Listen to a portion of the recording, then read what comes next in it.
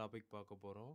Nifty peace and ETF அப்படின்னா என்ன அப்படின்னு அதிக பேத்துக்கு ஸ்டாக்கை பற்றி தெரிஞ்சிருக்கும். ஆனால் இந்த நிஃப்டி பீஸ் அப்படின்னா என்ன அப்படிங்கிறத நம்ம வந்து பார்க்கலாம். எக்ஸ்சேஞ்ச் ட்ரேடட் ஃபண்டுனா என்ன, அதாவது இடிஎஃப் அப்படின்னா என்ன அப்படிங்கிறத நம்ம இந்த வீடியோவில் பார்க்கலாம் ஃப்ரெண்ட்ஸ். சரி வாங்க, அதுக்கு முன்னாடி நம்ம சேனலை வந்து நீங்கள் சப்ஸ்கிரைப் பண்ணலன்னா மறக்காமல் சப்ஸ்கிரைப் பண்ணிக்கோங்க. சரி ஓகே. இந்த இடிஎஃப் அப்படிங்கிறது என்ன அப்படின்னா எக்ஸ்சேஞ்ச் ட்ரேடட் ஃபண்ட். அதாவது நம்ம ஸ்டாக் மார்க்கெட்டில் இருக்கிற ஒரு பர்டிகுலர் ஒரு குட்டி ஸ்டாக்னே கூட நம்ம சொல்லிக்கலாம். ஆனால் இது வந்து ஒரு ட்ரேடட் ஃபண்ட், அவ்வளோதான். ஓகேங்களா? மியூச்சுவல் ஃபண்ட் மாரி இது ஒரு ட்ரேடட் ஃபண்டு. இது வந்து பார்த்திங்க அப்படின்னா ஏகப்பட்ட டைப்ஸ் இருக்குது. அதில் வந்து ஃபிக்ஸட் இன்கம் டைப் இருக்குது, கமாடிட்டி டைப் இருக்குது, கரன்சி டைப் இருக்குது. So there are various types வந்து இதில் வந்து இருக்குது. அதுக்கப்புறம் வந்து பார்த்திங்கன்னா இதில் வந்து நல்லதும் இருக்குது, அதிகமாக கெட்டதும் இருக்குது. நல்ல விஷயங்கிறது வந்து பார்த்தோம் அப்படின்னா நம்மளுக்கு வந்து டேக்ஸ் எஃபிஷியண்ட்டாக கம்மியாக இருக்கும், கொஞ்சம் லிக்விடிட்டி இருக்கும், ஸோ கம்மியான காஸ்ட்டில் கிடைக்கும்.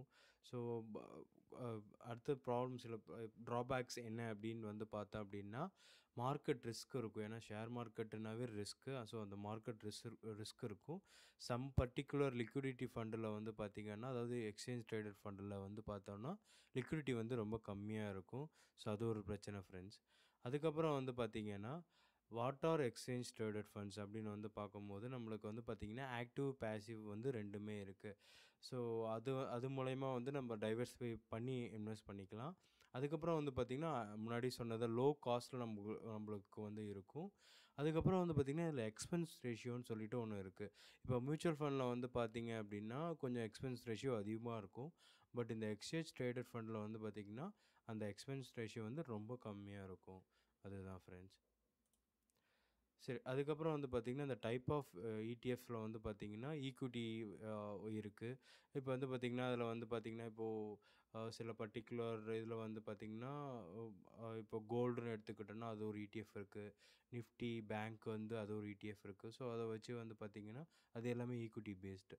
ஸோ ஃபிக்ஸடு இன்கம் இடிஎஃப் அப்படிங்கும்போது இந்த ட்ரெஷரி பில்ஸு, அதுக்கப்புறம் வந்து பார்த்திங்கன்னா கில்ட் ஃபண்டு, இதுமாரி அதிகமாக இருக்கிறது எல்லாமே கொஞ்சம் ஃபிக்ஸட் இன்கம் இடிஎஃபாக வந்து அவங்க பண்ணுறாங்க ஃப்ரெண்ட்ஸ்.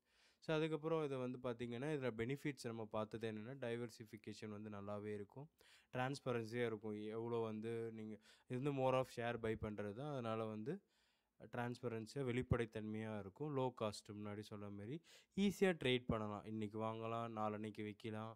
ஸோ அந்தமாரி வந்து பண்ணலாம். பட் இடிஎஃப்னு நம்ம போகும்போது ட்ரேட் பண்ணுற மாரி வந்து போயிடக்கூடாது. ஸோ இப்போ வாங்குகிறோம் அப்படின்னா கொஞ்சம் கொஞ்சமாக அக்குமுலேட் பண்ணிவிட்டு ஒரு 5 வருஷம் 10 வருஷத்துக்கு வந்து நம்ம பண்ணிக்கலாம். இன்ஸ்டெட் ஆஃப் மியூச்சுவல் ஃபண்ட் போகிறதுக்கு நம்மளுக்கு ஸ்டாக் மார்க்கெட்டை பற்றி கொஞ்சம் தெரியும் அப்படின்னா நம்ம வந்து இடிஎஃப்ஏ பண்ணலாம் ஃப்ரெண்ட்ஸ்.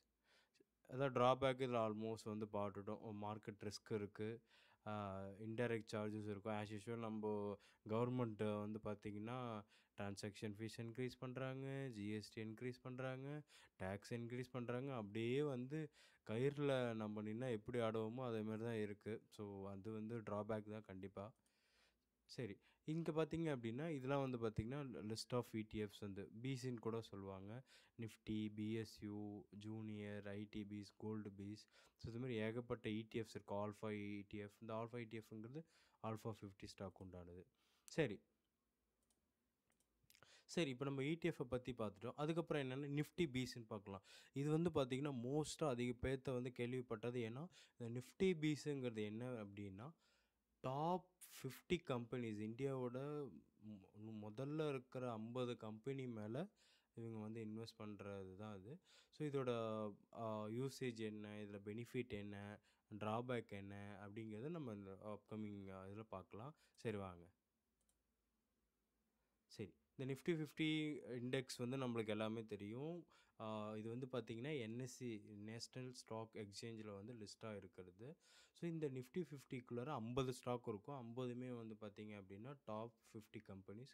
ஸோ என்ன பண்ணுவாங்க அப்படின்னா இந்த நிஃப்டி பீஸை பொறுத்தவரையும் அது வந்து பார்த்திங்கன்னா ஒரு 200 300 கிட்டே இருக்கும். நீங்கள் வந்து 300 போட்டிங்க அப்படின்னா அந்த 300 நிஃப்டி 50ல் இருக்கிற எல்லா கம்பெனிலும் போய் இன்வெஸ்ட் பண்ணுவாங்க.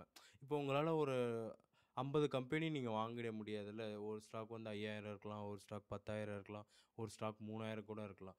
அதனால உங்கள எல்லா ஸ்டாக்கும் போய் வாங்கிட முடியாது. ஸோ அப்ப என்ன பண்ணலாம் இந்த இடத்துல டைவர்சிஃபை ஆட்டோமேட்டிக்கா வருது. நீங்க வந்து எஃப்எம்ஜில, சிஜில இன்வெஸ்ட் பண்ணலாம், ஐடில பண்ணலாம், பேங்கிங் செக்டார்ல பண்ணலாம், டிஃபென்ஸ்ல பண்ணலாம். ஸோ எல்லா போர்ட்ஃபோலியோவும் இதில மிக்ஸ்டா இருக்கிறதுனால, ஆட்டோமேட்டிக்காவே நீங்க இன்வெஸ்ட் பண்ற ஒரு அமௌண்ட்டும் வந்து பார்த்தீங்கன்னா, டைவர்சிஃபை பண்ணி பண்ணுவீங்க. ஸோ லாங் டேர்ம்லாம் போறீங்க அப்படின்னா, இது வந்து பெஸ்ட்டு சொல்யூஷன். ஏன்னா, நம்மளுக்கு நிஃப்டி பீஸ்ங்கிறது இடிஎஃப் மாரி தான். ஆ நம்மளுக்கு லிக்விடிட்டி இருக்கும். எப்போ வந்து மார்க்கெட் டவுன் ஆகுதோ, அப்போ கொஞ்சம் கொஞ்சம் அக்குமுலேட் பண்ணிக்கலாம். எல்லாமே பண்ணிக்கலாம். ஸோ இதுதான் advantage. Again low cost trading ஈஸியா பண்ணலாம். நம்மளுக்கு ஃப்ளெக்சிபிலிட்டியா இருக்கும் இன்வெஸ்ட்மெண்ட்டு. லைக் நம்மள்ட்ட ஒரு ரூ. 100 ரூ. 300 இருக்குன்னா கொஞ்சம் போடலாம். அதேமாரி செடிய எப்படி கொஞ்சம் கொஞ்சமா வளர விடுறோமோ, அது எப்படி பனங்கமா மாரி காய்க்குமோ, காய், பழம் எப்படி காய்க்குதோ அதேமாரி இதில கொஞ்சம் கொஞ்சமா இன்வெஸ்ட் பண்ணா நல்ல லாபம் வந்து கிடைக்கும் எப்பயுமே.